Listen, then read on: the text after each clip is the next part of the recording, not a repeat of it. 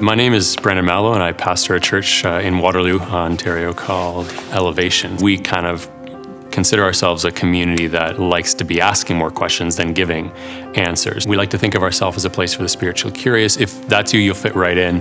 When I talk about the diversity in our community, that's a great word. Hey, that's fun. We're diverse.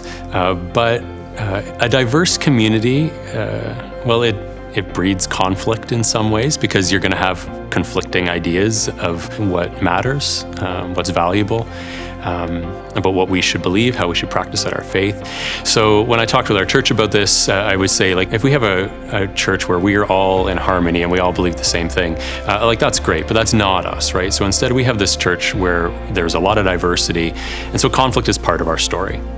We're going to disagree about things. We're going to have to try to have different visions of the path we want to follow. So what happens when we have conflict? Well, it can result in a lot of pain, or we can do a good job of navigating that conflict. We can seek to understand one another. We can listen to each other, learn from one another, and as a result, come to a place where we can live in tension. And I think that's really the goal that we are trying to do. But we've also, I think, grown a lot as a church as we've come to understand that the best part of us is our ability to focus on the things that matter the most to us, the things that are at the center, and ultimately the one who's at the center, focusing on Jesus. And that's the kind of language that we've used around our community, and that's helped us make it through some challenging conversations as a church, for sure. It feels good to feel like I belong somewhere. It hasn't always been the case, and it feels good to feel like, okay, we're here regardless of our differences. We're here because we've got some things in common, and that we can gather around those things that we have in common, regardless of the different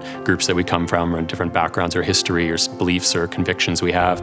That's kind of inspiring. And that goes in two directions. So it involves being invested in. I want people to invest in me. I'm not finished product. I got a long way to go. Our church isn't either. So we want people to invest in what we're doing.